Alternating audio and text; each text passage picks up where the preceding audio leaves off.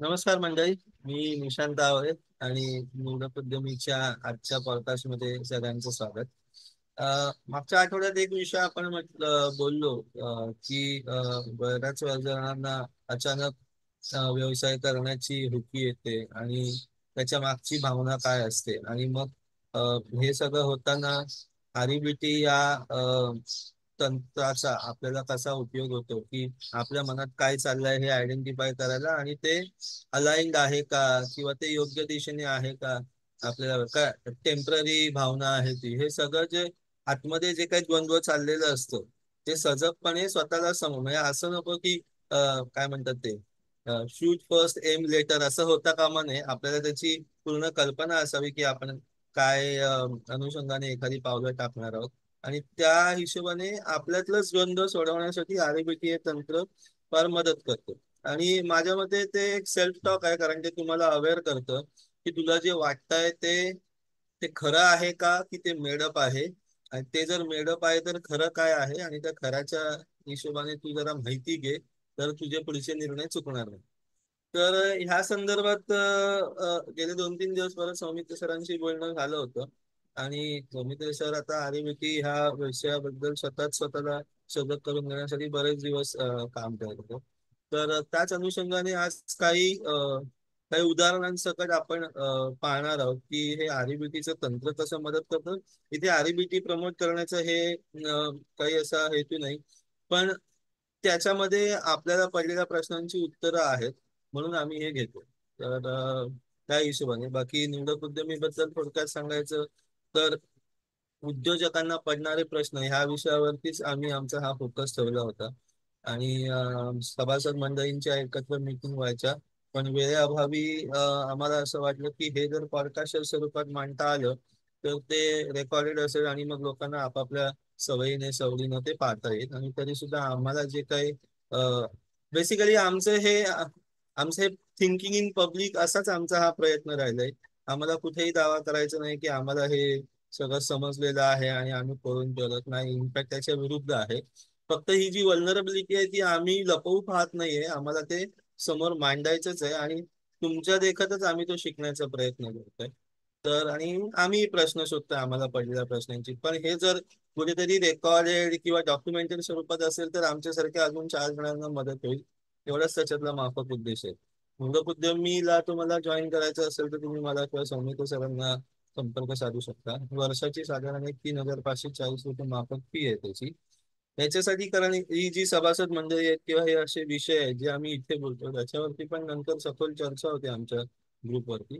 तर त्याच्यामुळे काय, जर तुम्हाला इनपुट्स मिळाले हे ते, आणि त्याच्यासाठी आम्हाला थोडा आमचा वेळ द्यायला लागतो, तर प्लॅटफॉर्मचा खर्च आहे म्हणून ती फी आहे. बाकी तुम्ही पॉडकास्ट बघत असाल तर आम्ही काय अनुषंगाने हे सगळं करतो त्याचा तुम्हाला अनुभव येईल. तर आज सौमित्र सरांना विनंती करतो की सर जरा काही उदाहरणांनी हा विषय उलगडून सांगावा. थँक्यू. हा, पहिली गोष्ट अशी की प्रमोशन हा काय विषयच नाही. कारण अ, भगवद्गीतेबद्दल मी प्रमोशन काय करायचं, म्हणजे तसं आहे ते.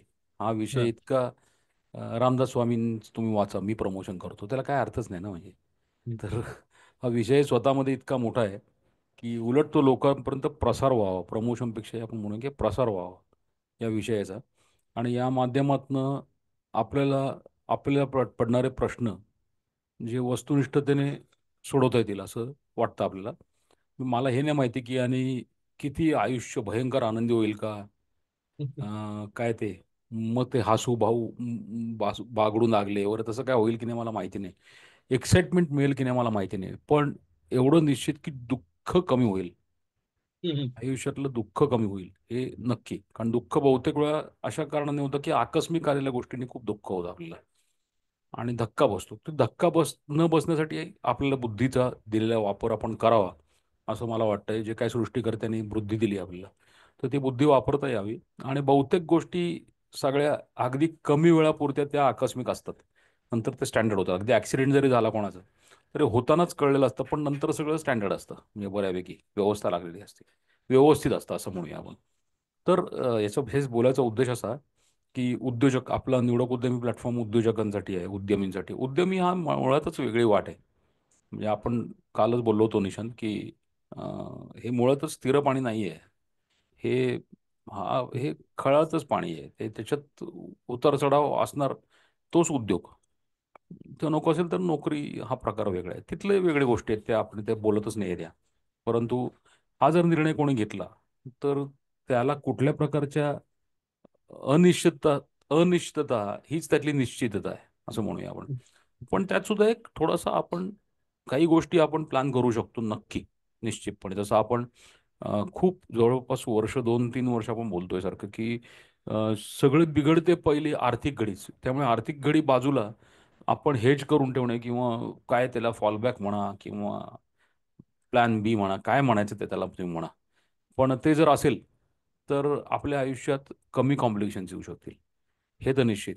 त्याचप्रमाणे माणूस असं हे कळून सुद्धा तो करत का नाही, म्हणजे कळते पण वळत नाही जे म्हणतो आपण.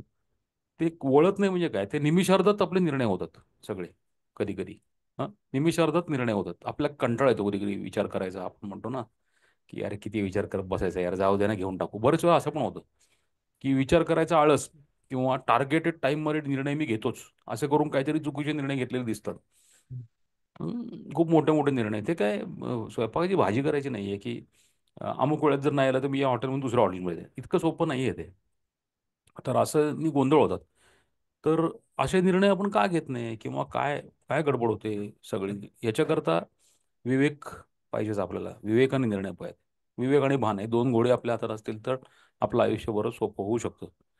तर ह्या विवेकाने निर्णय घेताना हे ऑलरेडी हे सिद्ध असतं तंत्र आहे, आरिबीटे.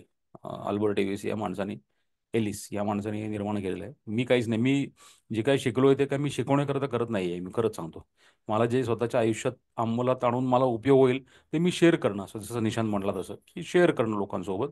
आणि परत लोकांना उपलब्ध व्हावपेक्षा आम्ही जे मांडतोय, स्वतः स्वतः पडलेले प्रश्न स्वतः सोडवायचा प्रयत्न करतोय आपण. आणि त्या अनुषंगाने तुम्हाला जर याच्यात साधर्म्य वाटलं, तर तुम्ही पण याच्यात यावं. यात कुठलाही अभिनिवेश नाही आहे, चळवळ बिळवळ मी असं काय म्हणत नाही.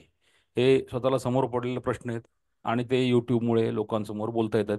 जसं गच्चीवरच्या गप्पा व्हायच्या पूर्वी, तशा या युट्यूबच्या गप्पा आहेत. बस एवढंच. त्याला पॉडकास्ट काहीतरी नाव द्यायचं म्हणून पॉडकास्ट आम्ही नाव दिलं, दॅट्स इट.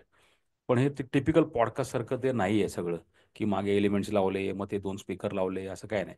मग ते झूमवरून सहज घेता येतं ना, काय गरज पडते प्रत्येक गोष्टी विचारच तर द्यायचं आहे. हां, आणि जी निवडकची फी आहे, त्याचं कारण एवढंच आहे, की तुम्हाला काही ठराविक लोकांचा सहवास चांगला असेल, क्लटर फ्री, म्हणजे, तर तुम्हाला बरीच बाकीची गोष्टी कमी कराव्या लागतात. मी घाण नाही म्हणत आहे, परंतु अनावश्यक गर्दी कमी केली तर मग आवश्यक लोक तिकडे शिल्लक राहतात. तर त्याचे समजा किती मिळवण्यासाठी ही दिलेले हे त्याचं कॉन्ट्रीब्युशन आहे, असं म्हणूया आपण त्याचं, तुम्ही दिलेलं. तर या दिशेने हे घ्या. त्याच्यातनं काय मिळेल, मला नाही माहिती काय मिळेल तुम्हाला. ओके, तुम्हाला हे मिळेल की गर्दी नाही आहे, आणि मला सेन्सिबल लोक आजूबाजूला आहेत, त्यांच्याशी मी सेन्सिबली मला उत्तर मिळेल, जेवढंच तेवढं उत्तर मिळेल. हं? तर हे निवडकचं अनेक वर्ष, 5 एक वर्ष आमची झाली आहेत. तर आता 6व्या वर्ष पदार्पण झालं 11 डिसेंबरला. तर अशा प्रकारे आहे. तर आरीबेटी आम्ही मानसिक दुसरा आधार आहे. जसं आर्थिक आपण साक्षरता, तसं मानसिक मानसिकता विकसित करणे, याच्यावरती पण बरंच काम करतोय. तर त्यातलं आम्हाला असं नेहमी जाणवलं, मी पुस्तक जे गेल्या वेळी रेफर केलं होतं, आपण त्यातले काही काही छोटे छोटे छोटे छोटे गोष्टी घेत जाऊया पुढे, म्हणजे आपले प्रश्न सुटतील. पुस्तक मी खूप बरेच वेळा वाचलं, मी रेफर पण करतो ते, लाईक अ मॅन्युअल. मी पुस्तकाचं बोललो होतो गेलो तरी परत एकदा दाखवतो एकदा. हे पुस्तक आहे छोटंसं, उद्योजकांचे अंतरंग. मला वाटतं ॲमेझॉनवरती वर पण अवेलेबल आहे हे. छोटं पुस्तक आहे, फार काही किमती पुस्तक नाही आहे. माझ्या मते काय 200-250 रुपयाची किंमत असेल, आय डोंट नो, काहीतरी असेल समथिंग. किमो फडके असे त्याचे लेखक आहेत, आणि मला 200 रुपये किंमत पूर्वी दिसत होती याची.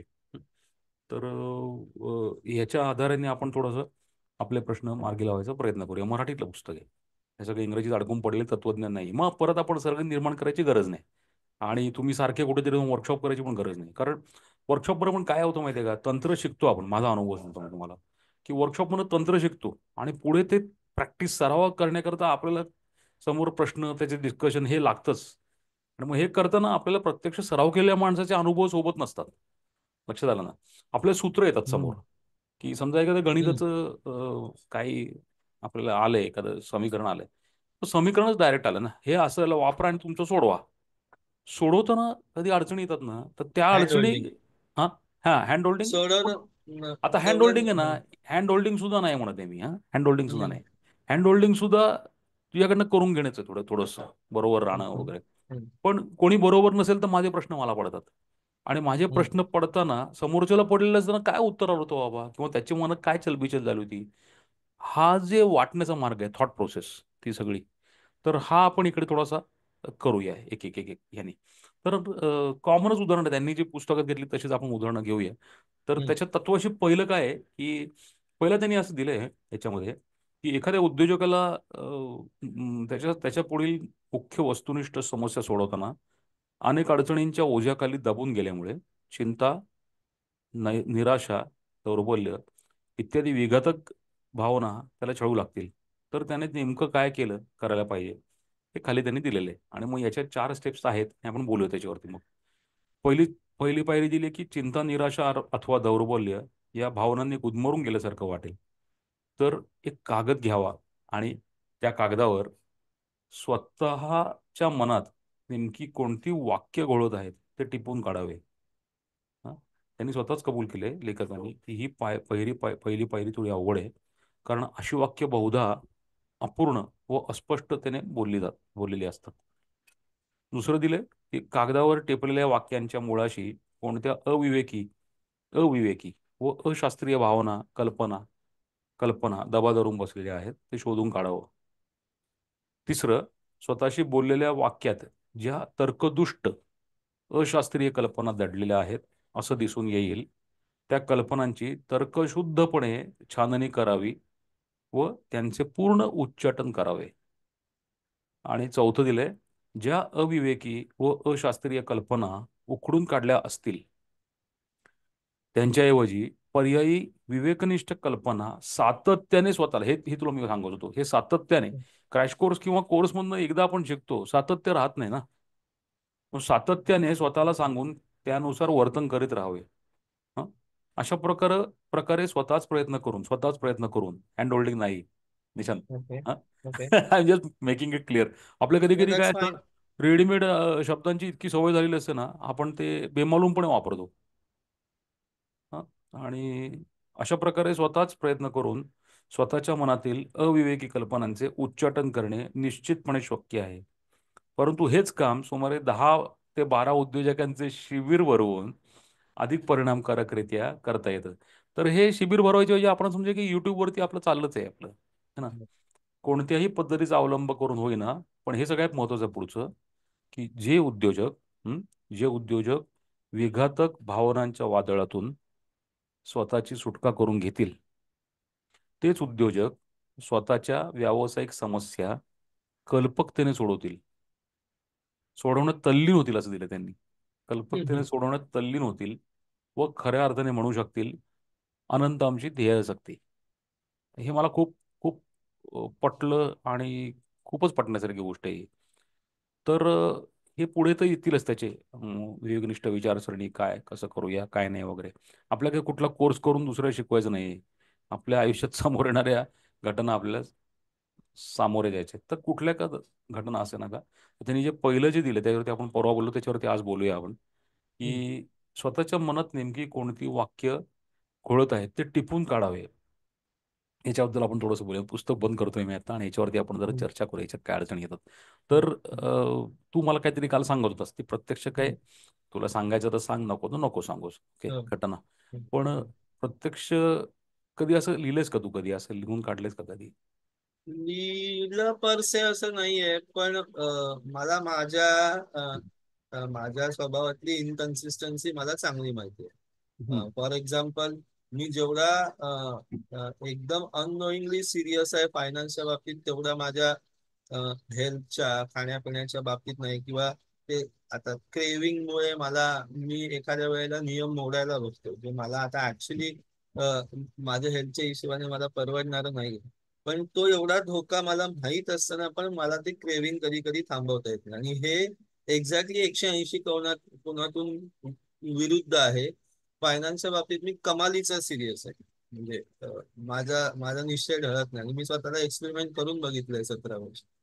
तर ही जी इनकन्सिस्टन्सी आहे ना, ती सोडवण्यासाठी आता खाण्याची जी काय उमळ आहे ती नैसर्गिक आहे असा आपण एक युक्तिवाद करू शकतो. पण जर ते एवढं रिस्की आता मला डायबिटीस असल्यामुळे, पण तरी सुद्धा मला तो सिरियसनेस येतो. आणि मला हे जाणवतंय की ही इनकन्सिस्टन्सी आणि अजून काय मोटिवेशन असेल तर मला हे असं म्हणजे एकदम अटमोस्ट सिरियसनेसने मी करीन आणि मी आता का नाही करत आहे ह्याचं माझं मला उत्तर मिळालेलं नाही.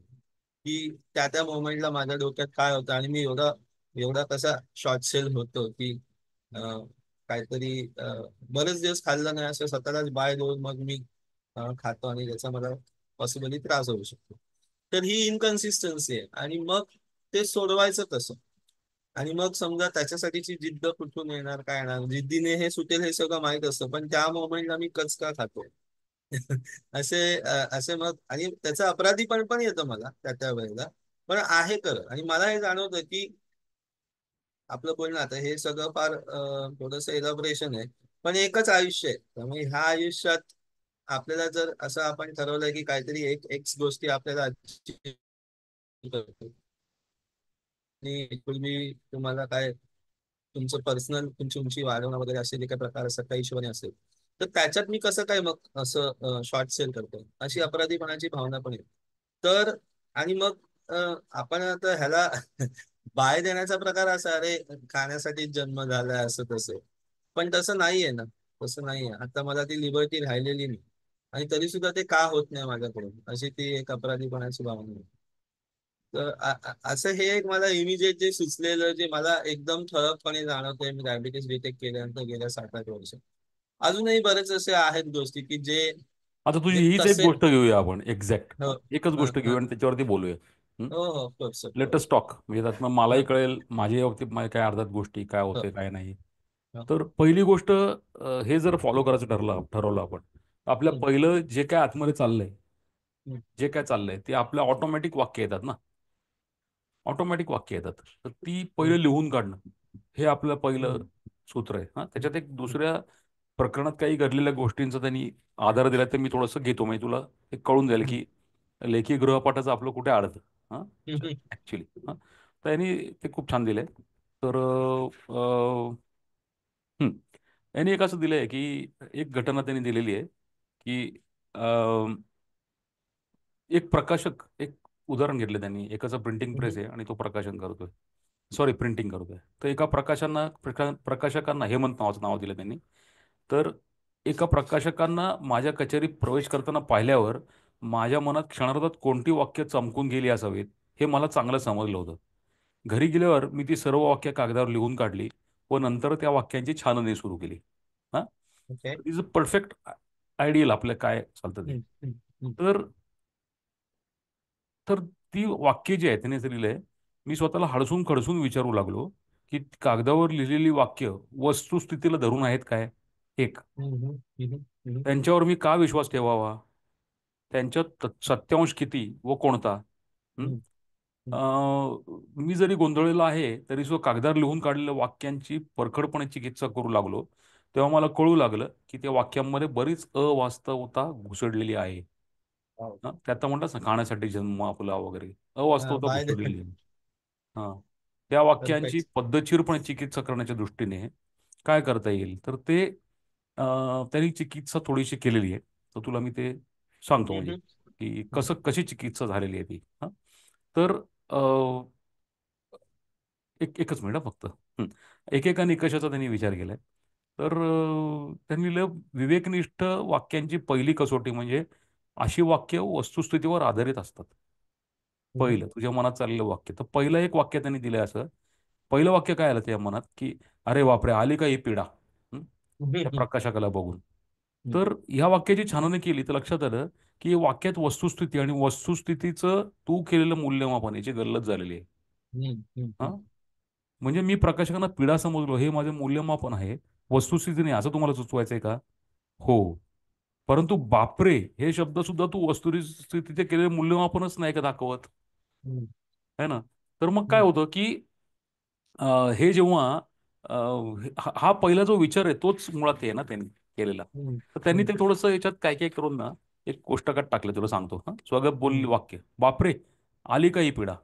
आता याच्याबरोबर काय केलं त्यांनी बाजूला, त्याचं त्याचं काय म्हणायचं त्याला, स्पष्टीकरण. की काय आकाश कोसळलं की काय, पिढा कसली, ते गृहस्थ माझे ग्राहकच आहेत आणि ते हम्म. धंद्याच्या कामासाठी आले असणार, त्यांनी काय येऊ नये का काय? बरोबर. हा. दुसरं, यांना वाटतं मला या जगात फक्त यांचंच काम एकट्याचं करायचंय. सेकंड, मग त्यांना हम्म. खरोखर असं वाटतं का? त्यांना काय वाटतं हे मला कसं काय समजलं? का हा हम्म. माझा आपला समज आहे? ते चांगले शिकलेले ग्रस्त आहेत, त्यांचे एकट्याचेच काम मला करायचे आहे, असे समजणे की मूर्ख तर नाहीत. जी हम्म. गोष्ट त्यांना वाटत नसेल त्याबद्दल त्यांना जबाबदार धरून त्यांना दोष देणं बरोबर नाहीये. Perfect. किंवा तिसरं वाक्य, किती वाक्य जाऊ शकतात ना मनातनं. हा, हा, तर हा. तिसरं वाक्य, अतिशय बोर करतो यार माणूस हा, वैताग आणतो हम्म. यार. तर तिचं स्पष्टीकरण कसं, त्यांनी कामाची चौकशी करण्यासाठी माझ्या कचेरीत येणं म्हणजे वैताग आणणं की काय? वैताग आणतात याचा अर्थ काय समजायचा? त्यांच्या हातातील ब्रीफकेसमध्ये वैताग भरलेला आहे का? का मी त्यांना पाहून स्वतःशी बोलतो त्यामुळे वैतागतो, ते वैताग आणत नाहीत? हा. निशाण ठीक चाललं ना आपलं, चाललंय तर आता. परफेक्ट, हा. Perfect, perfect. चौथं बरोबर. वाक्य घेतलंय, मला नाही सहन होत असली कटकट. हा. हा. याचं हा. स्पष्टीकरण कसं? असली कटकट म्हणजे कोणती कटकट? ग्राहकाने कामासाठी कचेरीत येणं म्हणजे कटकट म्हणावे की काय? सहन हम्म. होत नाही म्हणजे काय? मी सहन केली आणि करूही शकेन. सहन होत नाही म्हणजे काय? मी मूर्छा येऊन पडतो की काय? काय मरून पडतो? तसं तर काहीच होत नाही. मला सहन होत नाही असं स्वतःला सांगून मी कटकट निर्माण करतोय. परंतु मला सहन होत नाही म्हणण्यास काहीच पुरावा नाही. हम्म. खरं म्हणजे त्यांना सामोरं जाऊन जे काय होईल ते मी सहज सहन करू शकेन. सहज सहन करू शकेन हे पण चांगलं आहे वाक्य. हं? परफेक्ट. पाचवं वाक्य त्यांनी दिलंय, बरं, मी माझी अडचण सांगायचा प्रयत्न केला तर ते म्हणतील ते मला नका सांगू हा. मला कधी परत येऊ द्यायचं. एक मिनिट बघतो जरा. हे स्वाती काय झालं ग? हा ठीक आहे, बाळ रडते, ओके. सोसायटीत काहीतरी रडते बाळ, असो. तर बरं, मी माझी अडचण सांगायचा प्रयत्न केला तर म्हणतील ते मला नका सांगू. मी परत कधी येऊ ते बोला. मला हेलपाटे घालायला लावू नका, असं तो कस्टमर म्हणेल, असं त्याचं म्हणणं आहे. हम्म. हम्म. तर त्याचं स्पष्टीकरण दिलंय. कशावरून ते असं म्हणतील? हा. हम्म. मी रास्त अडचण सांगूनही ते असे म्हणले तर काय अनर्थ होईल? आणि त्यांना विनाकारण हेलपाटे घालायला नकोसे वाटत असतील तर त्यात वावगं काय आहे? हा. त्यांना काम पूर्ण व्हायला हवं आहे. इतर गोष्टीत त्यांना का रस वाटावा? थापाथापी न करता मी त्यांना आणखी एक तारीख द्यावी व कामाला लागावे उत्तम. हम्म.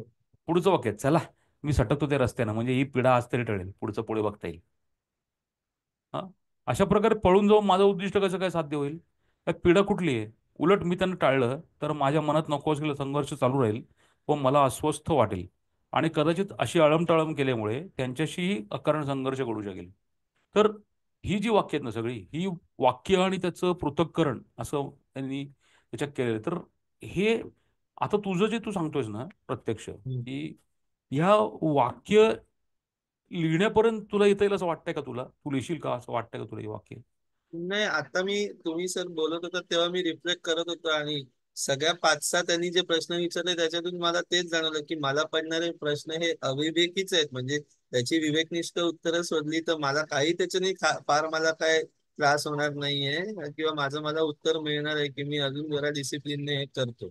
पण हम्म. फॉर सम रिझन जे मी म्हटलं की हे हा जो तिकडे शॉर्ट सेल करून स्वतःला बाय देणं हा माझ्या स्वभावातला एखादा पंगोर आहे जो मला आता नाही पण समजा आता ह्या पहिलं काय माहितीये एक्स्ट्रा. का? ऐक ना, हम्म. आपल्याला काय करायचंय? हम्म. पहिलं ते लिखाणापर्यंत यायचंय फर्स्ट. हो. हो. तर how how will you do it, how I am doing it, आणि त्याच्यात तुला काय अडचण वाटते का आता?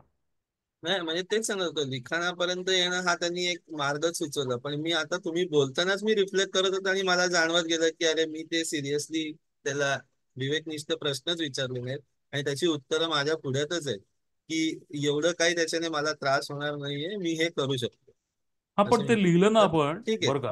हे हम्म. लिहिलं की हम्म. तुला हम्म. सांगतो, माझा हम्म. अनुभव सांगतो मी तुला. हो. हो. हो. लिहिलं हो. की त्याला थोडी निश्चितता येते रे, नाही तर येत नाही बरोबर. लिहिल्याशिवाय. बरोबर. आपण नुसतं बोलत बरोबर. राहतो मग असं होतं, हम्म. बोलबच्चनगिरी हम्म. करतो हम्म. किंवा मोबाईलवर टिपतो ना, त्यात काय होतंय वगैरे असं हम्म. होतं. हम्म. तर त्याची हम्म. मी तर रेग्युलर एक वहीच केली आता, म्हणजे केलेली, आणि त्यांनी फायदा होतो आणि ओके. त्याच्या पुढचं पण तुला सांगतो, याच्यात अडचणी आहे पुढे सुद्धा. हम्म. हे जरी विचार केले, लिहिले जरी, लिहून जरी विचार केले हा, तरी पुढे काय, हा एक प्रश्न येतो की पुढे काय, हो. त्या पुढे काय होणार? हम्म. हम्म. ठीक आहे, विचार केला, बुद्धीने केलं पण मन करत नसेल तर काय करणार? हा. हम्म. तर दोन तीन गोष्टी इथे मध्ये येतात. एक गोष्ट मी तुला हा. मध्ये डॉक्टर रत्नपारखेंचं म्हटलं होतं मी, जे शिकलोय. हो. प्रत्यक्ष शरीरात काय होतं, तुला जेव्हा क्रेविंग होतं म्हणजे प्रत्यक्ष शरीरात काय होतं हा शरीरात, हम्म, तर शरीरात ऍक्च्युली ती खायची इच्छा होते आणि आधीचा जे संस्कार असतो ना तो तिकडे पुढे येतो. हम्म, हे असतं ना, हे कचकून खायचं, समथिंग लाईक हम्म, दॅट. कुठेतरी लहानपणी हम्म, तो संस्कार मनावरती झालेला असतो. हम्म, हो, आपण त्याच्याबद्दल फार चर्चा करायला नको. पण असं जेव्हा जेव्हा क्रेविंग होतं तेव्हा ते ॲड्रिनलिन चढत असतं आपल्या वरती, एकदम रश असतो तो सगळा. आणि नंतर मग हम्म, जोपर्यंत आपलं विजडमला येतो ना शांतपणे, नको रे वगैरे, तो ते हम्म, कोर्टिझॉल रिलीज होतं. ते रिलीज असते असते हम्म, होत, ते हो. चढतं वरती असते असते. आणि मग तिकडे त्या नसा आपल्या बारीक होतात थोड्याशा, हम्म, कारण त्यात हम्म, नसांवरती ताट होतात ते. आणि हम्म, त्यातनं हे सगळे प्लॉट्स वगैरे हे ते हम्म, अमकं हम्म, हे सगळे ज्याच्यामध्ये रोगाचं ते हम्म, उत्पत्ती स्थान आहे मुळातलं. हम्म, मी शारीरिक हम्म, अंगाली जास्त कमी बोलतोय, पण हम्म, याला NLPतली पण काही टेक्निक्स कामाला येतात बरं का. हम्म, हे होत नसतं ना, कळतंय पण वळत नाही. हम्म, समजा हे कळलं हम्म, आणि उद्या मला सगळं बुद्धीने पटलं हे सगळं बरोबर नाही, असं नाही तसं नाही, हम्म, मला क्रेव्हिंग नको आलं तरी सुद्धा ते होणार कसं? तेव्हा जाणवणं ही पहिली गोष्ट. तुला काल म्हटलं की थोडासा वेळच लागतो आणि हम्म, दॅट्स ओके. ही पहिली पायरी आहे आपलं जाणवणं आणि स्वतः लिहायची सुरुवात करणं. लिहायला हम्म, सुरुवात हम्म, जेव्हा जमेल तेव्हा, संध्याकाळी रात्री लिही. आज काय झालं हम्म, सकाळी माझं, ओके. अगदी तेव्हाची तेव्हा येत नसेल तर नंतर लिही. पण ते लिहून काढल्यानंतर ते प्रत्यक्ष करताना म्हणजे पुढे उद्या माझं तसं न होऊ नये म्हणून हम्म, करताना आधी काय करायचं, तर NLP मध्ये खूप सुंदर तंत्र आहे याच्याकरता. NLP हम्म, असं म्हणतं की तुमचं एखादी गोष्ट तुमच्याकडनं होत नसेल ना, तर तुम्ही ज्या परिस्थितीमध्ये तुम्हाला यश मिळालं ती परिस्थिती इमॅजिन करा. ओके. आणि ती परिस्थिती इमॅजिन करताना NLP मध्ये काय आहे, न्यूरो लिंग्विस्टिक प्रोग्रामिंग आहे ते. म्हणजे मेंदूला जी भाषा कळते, स्पर्श, गंध, दिसणाऱ्या गोष्टी, दृक श्राव्य आणि स्पर्शगंधाची भाषा कळते. म्हणजे आपण नाही का इकडे वास आला की अरे चायला, आता मी तुला नाही का त्या दिवशी बोललो की मला केमिकलचा वास आला ना की मी तळोजातच घुसतो डायरेक्ट. म्हणजे समाव हम्म, मी हम्म, तळोजातले ते हम्म, माझे किंवा वापी बिपीला फिरायचं ते मला मस्त वाटतं. एखादं मैल कायच्या ह्याला फ्लू गॅसेसनी याला काय भारी वाटते. हम्म, पण I get connected to that my that time and I feel hmm, very good. मला असं वाटतं की माझं हम्म, खूप छान चाललेलं आहे, because I was doing very well that time. हम्म, ओके, माझं सक्सेस त्याशी कनेक्टेड आहे. किंवा मी निर्णय घेताना समजा एक माझी हम्म, मोशन घेतली की टिपिकल मोशन क्रिएट्स इमोशन म्हणून एक तत्व आहे NLP मध्ये, की त्या प्रकारे मी जर केलं की टाईटमध्ये चाललो, जसे ड्रेस घालतात लोक चांगला, हा त्यातलाच भाग आहे. युनिफॉर्म घेतलं की कामाला जावंसं वाटतं, मग त्यात आपला रूढ होतो आपण. किंवा जिममध्ये गेल्यानंतर कपडे वेगळे घालतो आपण, आणि जिमची हम्म, कल्पना केली की माणूस थोडासा इम्प्लिमेंटेशनमध्ये येतो. किंवा हम्म, जाहिराती बघितल्यानंतर तर हे NLP म्हणजे तुम्हाला ते अनुभव देणं जुनं आहे असं. तर कुठल्या परिस्थिती मला आपण छान अनुभव दिले, ती परिस्थिती इमॅजिन करून आपण ते देऊ शकतो. म्हणजे मला सांगायचं तुला उद्देशाचा. तर ही स्वीकृती जी बरोबर. पहिली जी आहे ना, पहिली काय, ती पहिली स्वीकृती आहे की yes this is happening to me आणि I am giving wrong answers. ही हम्म, पहिली स्वीकृती आहे ती फर्स्ट. हम्म, तर तिकडे आपण पहिलं यायला हवं. हम्म, तर मला लोकांनाची हेच बोलायची इच्छा आहे की आपण पहिले ते स्वीकार करतो का की माझ्या बाबतीत असं होतंय, आणि मग मी त्याच्याबद्दल माझी छानबीन करून जर्नलिंग म्हणतात ना याला, इंग्लिशमध्ये जर्नल जर्नल. टेक्निक म्हणतात, लिहायला बसणे म्हणजे. तर डायरी लिहिणे म्हणा, जर्नलिंग म्हणा, काही म्हणा. तर आपण हे आजपासून सुरू करूया की हम्म, जिथे जिथे वाचतंय आणि मग आपण त्याचे विवेकनिष्ठ विचारांचे जे 5 निकष वरती मग पुढच्या वेळी बोलूया. कारण एकावर बरोबर. एवढं जड होईल. तर आता तू एवढं तुझ्यासाठी माझ्यासाठी एवढंच आपण शिकूया की जे येस. काय होतंय ते आपण हम्म, लिहून काढूया. समजा हो. जे काय वाक्य होतात ते आपण पटकन तिथल्या ते लिहून काढा. आता तू म्हटलास ना मला ते जाणवतच होतं. हे तू युअर हम्म, स्टार्टेड अॅनलायझिंग आणि तू हम्म, अॅनलायझिंग सुरू केलंस. मी म्हणतो की हम्म, अॅनलाइज करू नको. तुझी हम्म, वाक्य काय बोलतोय मन ते ऍक्च्युअली लिहून काढ. हम्म, हम्म, म्हणजे बरोबर. मी सकाळी उठलं की म्हणतो असं काय झालं की "च्यायला बघ साला आज पण उशीरच झाला." हे वाक्य उठायला.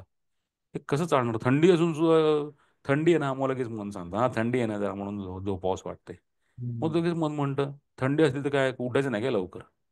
का थंडीत काय दिवस काय 10 वाजता सुरू होतो काय?" Something like that. सो हे जे वाक्य आहेत ना, हे आपण पहिले कठीण काम त्यांनी सांगितलंच आहे, कठीण काम आहे. तर हे तू सांग आणि पुढच्या आपण ते पण जरा बोलून घेऊ, की तुझा अनुभव चालेल. काय होता ह्याच्यावरतून? काय होता? तोच. असं वाटलं, काय तोच. वाटलं? हम्म. आणि आपण इथे स्टॉप करूया. आणि चालेल. This is what we are getting it. First let हो. अस जर्नल हो. Start journaling. नाही, छान आहे हे, मला आवडतंय. आपण मला असंच नेऊया. हो, हम्म. माझ्या इन्सिक्युरिटीज डिस्कस करायला, पब्लिकली डिस्कस करायला मला त्याच्यामध्ये काही हरकत नाही. कदाचित ठीक आहे ना, माझी आणि या तशा लर्निंगची जनरल आहेत ना या. प्रोसेस, हा, आणि माझी सुधारण्याची प्रोसेस फास्ट होईल, कारण एक मला सोशल बाइंडिंग आलंय. डिक्लेअर केलं की. हो, हा, आणि असं लोक लावून देतात की हे बरोबर. मी अचीव करणार आहे असं तू म्हणतोयस ना, चल सगळ्यांनी आपापल्या सोशल मीडियावरती टाका. तुम्ही स्वतःला टार्गेट लावून घेतलं आणि स्वतःला एक बंधन घातलं, मग तुम्ही स्वतःला पुश करा. ठीक है, चलता है. ओके, चलो. चला, थँक्यू. चलो थँक्यू. चलो. Yes, okay. Thank you so much.